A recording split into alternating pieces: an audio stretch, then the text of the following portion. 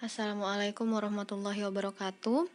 Perkenalkan, kami dari kelompok 2 akan membawakan materi mengenai polimerisasi kondensasi. Adapun anggota dari kelompok 2 tersendiri itu saya, Rika Wahyuni, kemudian ada Tika, Marita, Muhammad Fauzal Akbar, Nila Sari, dan Muhammad Ali Yazid. Kemudian, adapun yang akan kita bahas dalam video kali ini yaitu mengenai penelitian yang menyangkut dengan polimerisasi kondensasi. Nah, di dalam video ini terdapat 3 bagian. Yang paling pertama ada judul, metode penelitian, dan hasil penelitian. Langsung saja kita kepada materinya. Adapun judul penelitiannya yaitu variasi komposisi nanohidroksiapatid pada poli 1,8-oktandiol kositrat sebagai biodegradable bond screw. Nah, kemudian kita melangkah kepada metode penelitian.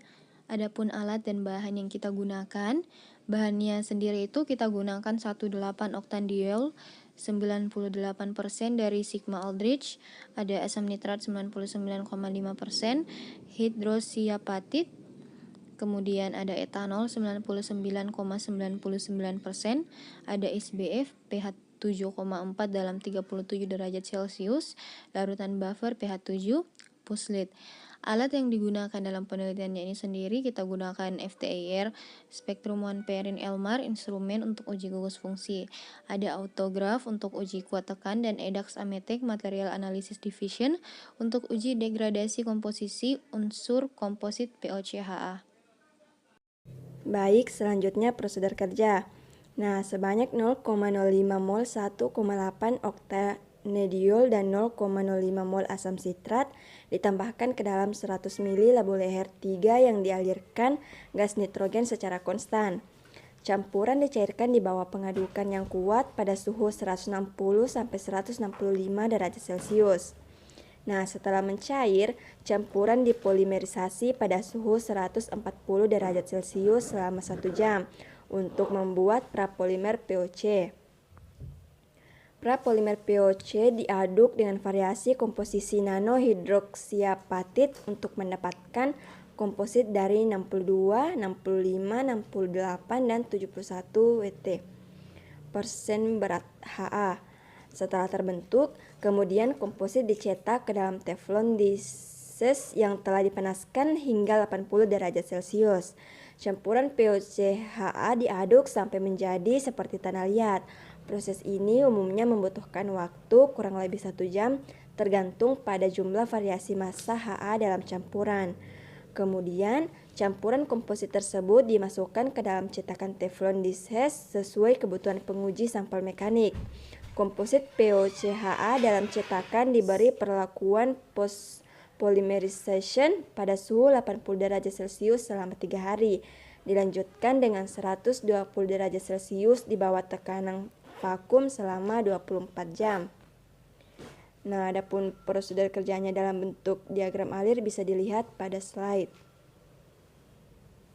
Selanjutnya mengenai hasil penelitian, yaitu sintesis polimer poli 1,8 oktanediol kositrat direaksikan dari asam sitrat dan 1,8 oktandiol. Sintesis polimer poli 1,8 oktandiol kositrat direaksikan dari asam sitrat dan 1,8 oktandiol pada mol yang sama. Metode yang digunakan dalam mereaksikan kedua bahan ini adalah metode kondensasi dengan perlakuan suhu hingga 160 derajat Celcius. Kemudian diturunkan mencapai 140 derajat Celcius selama 1 jam menggunakan seperangkat alat reflux dengan aliran konstan gas nitrogen. Perlakuan suhu bertujuan tahu silang antar bahan dasar pembuatan polimer, yakni asam sitrat dan 1,8 oktandiol. Karena berdasarkan data produk bahwa titik didih asam sitrat 153 derajat Celcius dan titik didih 1,8 oktandiol yaitu 57 sampai dengan 61 derajat Celcius. Prapolimer yang terbentuk dikompositkan dengan nanohidroksiapatid dengan proses polymerization pada suhu 80 derajat Celcius selama 3 hari. Dilanjutkan dengan suhu 120 derajat Celcius selama 1 hari dalam kondisi vakum. Berikut merupakan gambaran grafik yang ditampilkan, yaitu spektrum FTIR komposit POC HA.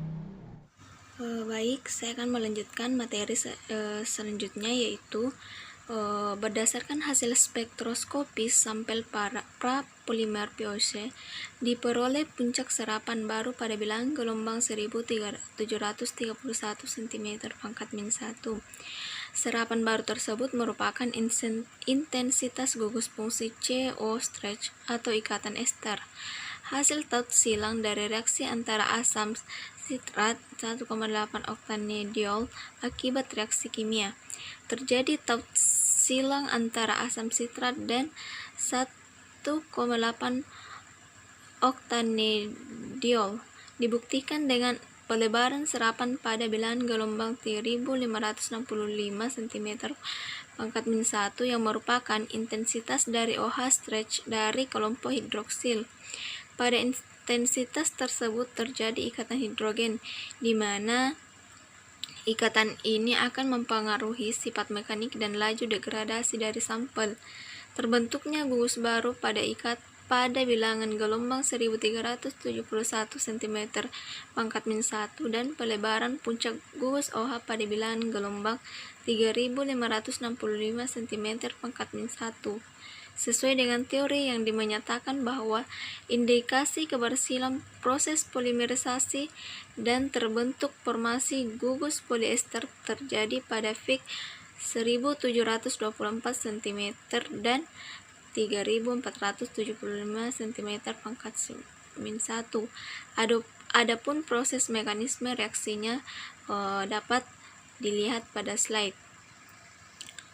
Selanjutnya yaitu pengaruh nilai hasil uji kekuatan tekanan terhadap presentasi komposisi Na nano H pada komposit VOC H dalam satuan MPa atau megapascal.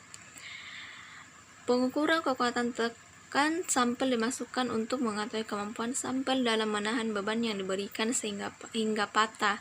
Sampel dicetak silinder dengan ukuran diameter dan tinggi spesimen sebesar 0,8 cm dan 1 cm.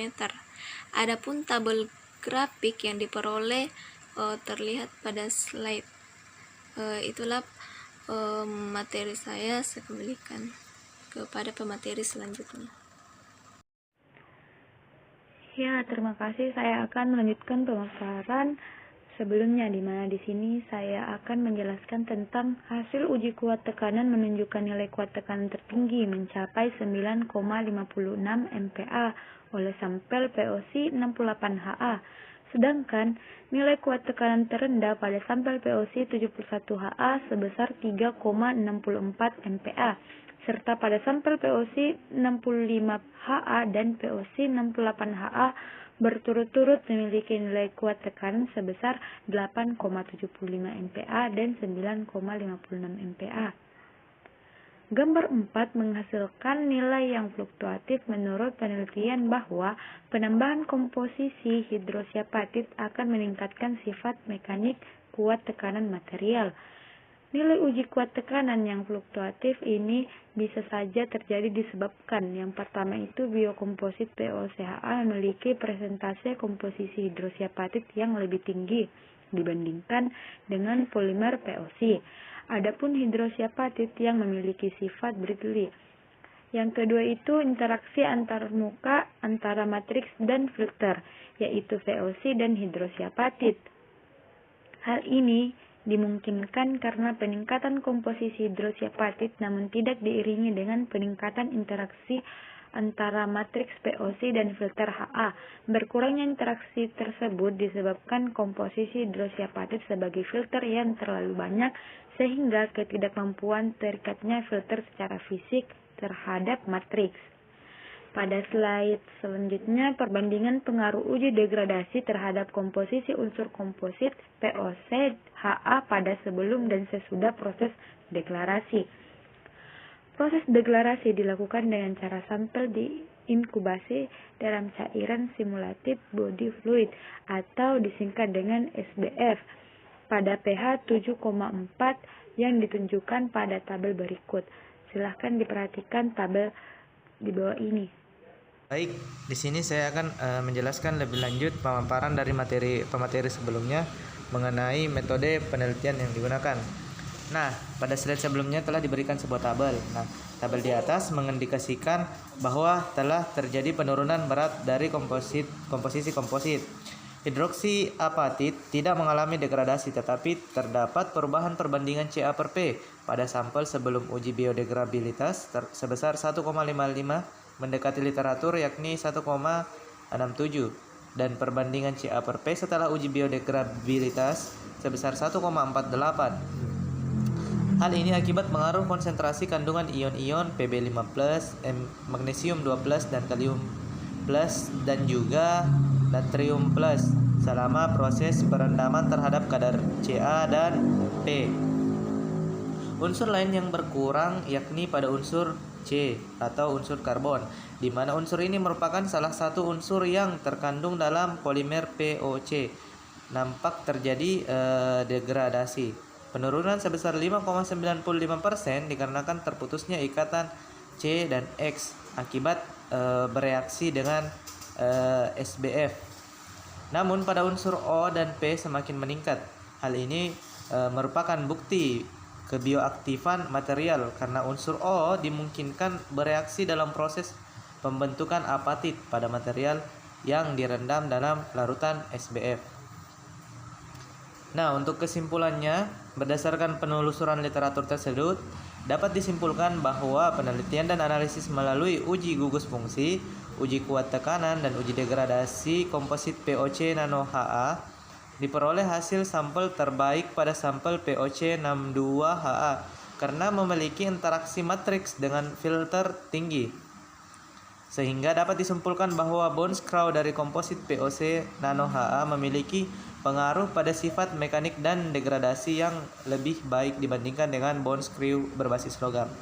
Mungkin cukup sekian pemaparan dari saya, kurang dan lebihnya mohon dimaafkan.